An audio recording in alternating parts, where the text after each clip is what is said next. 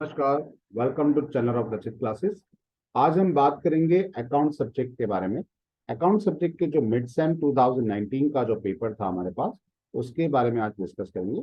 तो first question जो हम देते हैं 2019 का, फर्स्ट क्वेश्चन है हमारे पास कि Ramesh and Mahesh are the partner sharing profit and losses equally and the balance sheet of the date at the date of balance sheet, और कैपिटल दोनों की दे रखी है 50,000 एंड 60,000।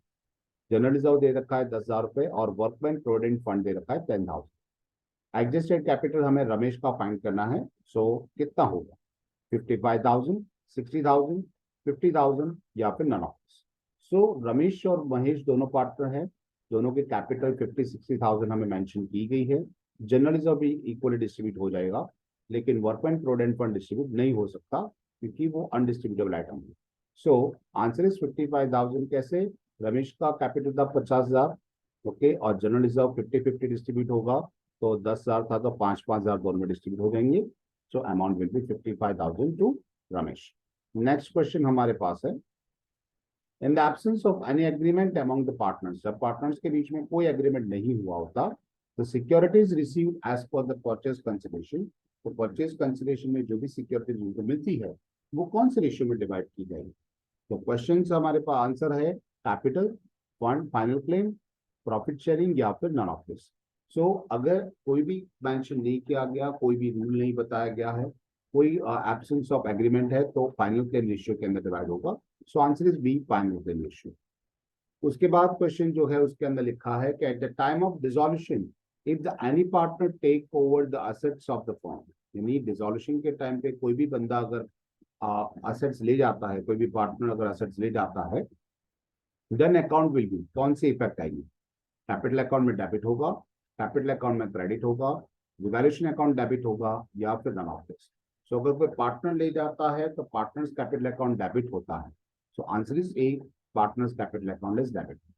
नेक्स्ट क्वेश्चन हमारे पास है कि if the purchase consideration is paid lesser than the net assets taken over by the company, company ने जो भी असेट्स टेक ओवर की है उसके कंपैरिजन में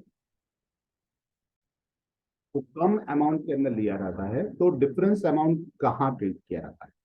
तो जब भी परचेज कंसिडरेशन प्राइस कम होती है तो हम उसे कैपिटल रिजर्व में डालते हैं। सो ऑप्शन देख लेते हैं। ऑप्शन हमारे पास जो मेंशन किए हुए हैं उसमें फर्स्ट ऑप्शन है capital reserve, goodwill, general reserve या फिर बोथ। तो यहाँ पे अगर पर्च का कम अमाउंट है परचेज कंसिडरेशन की तो वो कैपिटल रिजर्व में जाएगा, अगर ज्यादा अमाउंट है तो गुडविल में जाएगा। यहाँ पे क्वेश्चन हमारे पास लेसर अमाउंट है, so answer is A, capital reserve. Next question हमारे पास है कि doctrine of implied authority is applicable to, doctrine of implied authority किसके अंदर इम्प्लाइड है, ये कहाँ एप्लीकेबल होता है? पार्टनरशिप में होता है, कंसाइनमेंट के अंदर होता है, या वो जॉइंट वेंचर के अंदर होता है, या फिर none of this. So implied authority of partners applicable होता है पार्टनरशिप के अंदर। So answer is A, partners in the partnership firm. उसके बाद जो क्वेश्चन है उसमें लिखा हुआ है कि when assets are realise gradually, जब असेट्स ग्रेजुअली रियलाइज होती है, available cash should be the utilise last to pay, यानी सबसे आखिर में किसको पेमेंट किया जाता है? गवर्नमेंट टैक्सेस को, सिक्योर क्रेडिटर्स को, पार्टनर्स कैपिटल को, या रिलेशन को? तो यहाँ पे सबसे आखिर में पेमेंट किया जाता है पार्टनर्स कैपिटल को। So answer is C, partners capital. Next question है हमारे पास कि which method is appropriate for distribution of cash to the partners capital when all the partners are solvent, अगर सारे पार्टनर्स जो है वो सद्दर है या फिर सॉल्वेंट है और likely to be remain solvent, यानी वो सॉल्वेंट ही रहने वाले हैं, ऐसा मान लिया जाता है, तो कौन से मैथड अप्रोप्रिएट है? ऑप्शन हमारे पास है net assets method, Garner versus Murray rule, highest relative capital method, या फिर नन ऑफ दिस। अगर सारे सॉल्वेंट हैं तो ऐसे केसेस में सरप्लस कैपिटल मेथड यूज होती है, इसका दूसरा नाम है highly relative capital method. So answer is C, highest relative capital method. Next question is कि गार्नर वर्सेस मोरे रूल क्या है और कहाँ पे एप्लीकेबल होता है? So highest relative capital method उसके कहते हैं, प्रपोर्शनेट कैपिटल होता है, सरप्लस कैपिटल होता है, या फिर मैक्सिमम लॉस मेथड होता है। So Garner versus Murray rule चीज अप्लाइड होता है मैक्सिमम लॉस मेथड के अंदर। So answer is D, maximum loss method. Next question है हमारे पास, which method is appropriate for the distribution of cash to the partners, यानी पार्टनर्स को जब आपको पेमेंट करना है तो कौन सी मेथड सही रहेगी when all the partners are not solvent at the time of dissolution of partnership form, क्योंकि जब पार्टनरशिप फॉर्म डिसॉल्व हो रही है तब सॉल्वेंट नहीं है। अगर एक भी पार्टनर या फिर एक से ज्यादा कोई भी पार्टनर्स अगर सॉल्वेंट नहीं है, ऐसे केसेस के अंदर कौन सी मैथड एप्लीकेबल होगी? Surplus capital, highest relative capital method, proportionate capital या फिर मैक्सिमम लॉस। अगर एक भी पार्टनर सॉल्वेंट नहीं है, ऐसे केसेस में मैक्सिमम लॉस मेथड एप्लीकेबल होता है। So answer is D, maximum loss method. Next question है, as per the Garner versus Murray rules the deficiency of the insolvent partner shall be take over by the solvent partners. यानी जो भी एक बंदे का deficiency आता है वो सॉल्वेंट पार्टनर्स ले जाते हैं। ये कैसे, किन दायर कौन से रेशियो में ले जाएंगे? प्रॉफिट शेयरिंग रेशियो में ले जाएंगे, सेक्रीफाइसिंग रेशियो में ले जाएंगे, फाइनल क्लेम में ले जाएंगे, या फिर कैपिटल कॉन्ट्रीब्यूशन में ले जाएंगे? तो ये कैपिटल कॉन्ट्रीब्यूशन में लिया जाता है। सो जो सॉल्वेंट पार्टनर से वो कैपिटल प्रपोर्शन के अंदर वो उसका अमाउंट ले जाते हैं। सो answer is D, capital contribution. Next question हमारे पास है, विच statement is incorrect regarding the graduate relation? तो कौन से ग्रेजुएट रिलेशन के अंदर कौन से स्टेटमेंट गलत है? On the event of dissolution of partnership firm the assets are realised and liabilities are paid off, सही है। सारी असेट्स रियलाइज की जाती है और पेड ऑफ कर दी जाती है, ये सही है। Process of assets realise take place gradually, हाँ सही है ये भी, कि असेट्स रियलाइज ग्रेजुअली होता है, उसका प्रोसेस होता है। Piecemeal distribution represent the process by pay as and when realise strategy, जब जब पैसा आएगा तब तब पेमेंट होगा, ये भी सही है। और लास्ट है नन ऑफ द, यानी इनकरेक्ट ऊपर से कोई नहीं है, सारे आपके करेक्ट है। So answer is D, none of the. Next question हमारे पास है कि विच स्टेटमेंट इज और correct regarding the graduate relation? कौन सा स्टेटमेंट सही है? एंड द पिसमिल डिस्ट्रीब्यूशन दोनों के लिए है। सो कैश ऑन हैंड और cash on bank is to be considered the first relation and distribution, ये चीज सही है कि फर्स्ट रिलेशन के अंदर कैश इन हैंड और कैश ऑन बैंक ऐड कर दिया जाता है। दूसरा है, if the assets of the form purchase by the partner, यानी assets of the form is purchase by, कोई भी पार्टनर बिजनेस पे असेट्स ले जाता है, then the agreed value of such assets should be distributed among the all the partners. सारे partners के बीच में ये डिस्ट्रीब्यूट नहीं होता। सो आंसर जो क्वेश्चन बी ऑप्शन से वो गलत है। थर्ड देख लेते हैं, if any partner taking over an assets of the firm it should be deduct from the balance due to the partners capital, उसकी पार्टनर्स कैपिटल अकाउंट में से उतना पैसा काट दिया जाता है, ये भी गलत है।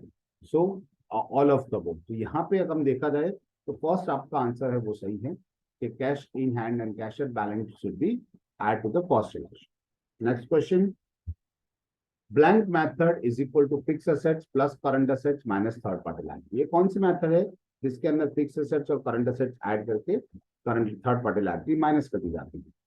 परचेज कंसिडरेशन मेथड है, नेट असेट्स मेथड है, लमसम मेथड है, या फिर प्रपोर्शनल है? तो ये मेथड जो होती है, दो ही मेथड यहाँ पे है, net assets and lump sum. Lump sum के अंदर तो एक फिक्स अमाउंट दी जाती है, लेकिन नेट एसेट्स मेथड के अंदर असेट्स ऐड करके लायबिलिटीज माइनस कर दी जाती है। So answer is B, net assets method. Next question जो हमारे पास है वो एडिशनल क्वेश्चन है हायर परचेज के, तो देख लेते हैं थोड़े क्वेश्चन। तो hire purchase is enacted in the year, कब कौन से साल में हायर परचेज का रूल एक्ट एप्लीकेबल हुआ? 1971, 72, 73 या फिर 1974? तो हायर परचेज एक्ट जो था वो 1972 में रिलीज हुआ था। So answer is B, 1972। उसके बाद लिखा हुआ है net hire purchase price excluded, hire purchase price के अंदर कौन सी चीज ऐड नहीं होती? सो डिलीवरी एक्सपेंसेस है, रजिस्ट्रेशन फीस है, कॉस्ट ऑफ इंश्योरेंस है, एंड ऑल ऑफ दिस, इसमें सारी चीजें that is hire net hire purchase के अंदर ये सारी चीजें निकल जाती हैं। सो ऑल ऑफ चीजेस all of the above are excluded. So answer is D, all of it. Next question है, the amount paid at the time of purchase agreement is known as, जब आप परचेज एग्रीमेंट करते हो तब आपको जो amount पे करना होता है उसे क्या कहते हैं? So it's instalment, down payment, cash price, या फिर हायर परचेज प्राइस। तो जब आप एग्रीमेंट के टाइम पे जो साइनिंग अमाउंट पे करते हो उसे कहता है down payment. So answer is B, down payment. Next question, in the hire purchase system cash price plus interest is known as, cash price के अंदर आप इंटरेस्ट प्लस कर दोगे तो क्या बन जाएगा? बुक वैल्यू बन जाएगी, capital value of the assets मिल जाएगा, hire purchase price of assets मिल जाएगा, या फिर हायर परचेज चार्जेस मिलेगी। यहाँ पे जब हमारी कैश प्राइस के अंदर हम इंटरेस्ट ऐड कर देते हैं तो हमें हायर परचेज प्राइस मिलती है। So answer is C, hire purchase price. Next question, depreciation on the hire purchase assets is claim by. तो डेप्रिसिएशन कौन क्लेम करता है? फर्स्ट वेंडर, यानी जो बेचने वाला है, तो बेचने वाले के लिए तो वो गुड्स है, वो गुड्स के ऊपर डेप्रिसिएशन काउंट नहीं होता। दूसरा होता है हायर परचेजर, थर्ड है सेलर या फिर बायर। तो बायर कहलाएगा नहीं, अभी उसने हायर पे परचेज किया है, तो अभी सिर्फ वो रेंट पे कर रहा है, तो इस हायर परचेजर जो उसके ऊपर डेप्रिसिएशन चार्ज करेगा। नेक्स्ट क्वेश्चन है, under the instalment payment system the ownership of the goods, यानी इंस्टॉलमेंट परचेज के अंदर ओनरशिप, जो गुड्स की ओनरशिप होती है, is transfer at the time of agreement, agreement के टाइम पे दी जाती है। At transfer at the last instalment दी जाती है। नॉट ट्रांसफर या फिर नॉन ऑफ द। यानी इंस्टॉलमेंट परचेज के अंदर आपको जब भी आप एग्रीमेंट करते हो तभी आपको उसका ओनरशिप एंड पोजेशन दोनों दे दिया जाता है। So answer is A, the transfer at the time of agreement. Next, the person who obtained the delivery or possessions of the goods from the owner under the hire purchase is known as, यानी जब भी कोई बंदा higher purchase के तरीके से goods अपने पास लेता है तो क्या कहलाता है? परचेजर कहलाएगा, हायरर कहलाएगा, वेंडर या फिर नन ऑफ। तो यहाँ पे जब हायर परचेज सिस्टम से कोई भी बंदा गुड्स खरीदता है तो उसे हम हायरर कहते हैं, लेकिन अगर इंस्टॉलमेंट परचेज से खरीदता है तो उसे हम परचेजर कहेंगे। तो यहाँ पे हायर परचेज एग्रीमेंट है, so answer is B, hirer. Next, hire purchase price minus cash price is equal to, cash price और हायर परचेज प्राइस का डिफरेंस क्या होगा? तो उस डिफरेंस को हम कहेंगे total interest, down payment, share या फिर none of this. So hire purchase और कैश प्राइस का जो डिफरेंस है उसे हम टोटल इंटरेस्ट कहेंगे। Answer is A. Next question, hire purchase debtors is also known as, debtors को कौन से नाम से जाना जाता है जो हायर परचेज डेटर्स है? Stock with the customer and instalment due, या बोथ ऑफ अबोव, या फिर none of the above. So hire purchase debtors, हम जब उसके इंस्टॉलमेंट ड्यू होते हैं तो उसे हम क्या कहेंगे? डेटर्स कहेंगे। So answer is B, instalment due. Next question, when the assets is acquired on the hire purchase system, जब हायर परचेज सिस्टम से असेट्स एक्वायर की जाती है, the assets account is debited with, assets account debit किया जाता है किससे? और the blank of the assets in the books of the hire purchase.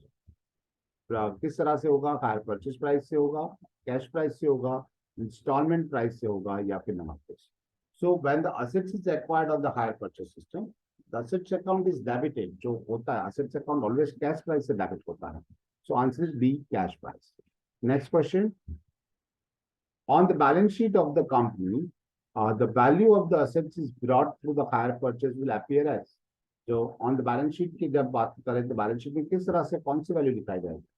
Costless depreciation at the less amount owing to the higher purchase, less interest owing, costless amount owing on the higher purchase, costless depreciation to the date, less amount owing, या फिर costless depreciation to the date। तो जब balance sheet में asset दिखाई जाती है तो वो डेप्रिसिएशन लेस करके दिखाया जाता है। So answer is B, costless depreciation at to date. Next question हमारे पास है, the depreciation on the assets purchase through the hire purchase should be, depreciation जो होता है वो परचेज किसके ऊपर होगा? Should be straight line method, based on the cost price of the assets only, based on the total cost incurring interest, and no depreciation should be provided. तो जब भी डेप्रिसिएशन ऑन असेट्स परचेज के ऊपर लगाया जाता है तो उसकी कॉस्ट प्राइस के ऊपर लगाया जाता है। तो answer is B, based on the cost price of the assets only. उसके बाद हमारे पास है, ownership of the goods under the hire purchase agreement is transferred at the time of, ownership hire purchase के केसेस में कब ownership सामने वाले बंदे को दी जाती है? तो payment of first instalment, payment of down payment, payment of last instalment, या फिर all of the none of the above. यहाँ पे जब आपकी बात करें हायर परचेज में, जब तक आप इंस्टॉलमेंट यानी उसका आप इंस्टॉलमेंट पे करते हो तब तक वो हायर कहलाएगा, लास्ट इंस्टॉलमेंट पे करोगे तब आपको उसकी ओनरशिप मिलेगी। So answer is D, payment of the last instalment. Next question हमारे पास है, the amount of interest is credited by the buyer, amount of interest जो बायर कब क्रेडिट करता है? हायर परचेज अकाउंट से, interest account, hire vendor account, या cash account. So hire vendor account के अंदर वो इम्पैक्ट की जाएगी। So answer is C, hire vendor account के अंदर वो क्रेडिट किया जाएगा। Next, what is transfer to the hire under the hire purchase system? Okay, क्या कौन सी चीज हायर परचेज के अंदर के हायर लिखा जाएगा? So ownership of the assets, possession of the assets, ownership and possession of the assets, and none of the above. So transfer जो हायर परचेज के अंदर साथ में क्या किया जाता है, सिर्फ आपको पोजेशन दिया जाता है, उसको ओनरशिप नहीं दी जाती. So answer is B, possession of the assets. Next है hire charges depreciation on. Hire charges जो डेप्रिसिएशन किसके ऊपर काउंट होता है, हायर परचेज प्राइस के, lower of two, cash price या फिर none of it. So hire charges जो डेप्रिसिएशन के ऊपर होता है वो हमेशा कैश प्राइस के ऊपर होता है. So answer is C, that is cash price. Next question है, under the hire purchase system interest is calculated on. Hire purchase system के अंदर इंटरेस्ट किस पे काउंट किया जाएगा, कैश प्राइस के ऊपर, एमआरपी के ऊपर, हायर परचेज प्राइस के ऊपर या आउटस्टैंडिंग. तो जितना अमाउंट आपका बाकी है लोन का, इंस्टॉलमेंट का, उसके ऊपर इंटरेस्ट चार्ज किया जाएगा. तो answer is D, outstanding balance. तो ये हमने थोड़े क्वेश्चन से जो हमने डिस्कस किए थे. आशा है आपको ये सारे क्वेश्चन समझ में आ गए होंगे. तो आप ये हमारे चैनल को लाइक कीजिए, शेयर कीजिए, अपने फ्रेंड्स के साथ शेयर कीजिए और सब्सक्राइब कीजिए. Have a good day.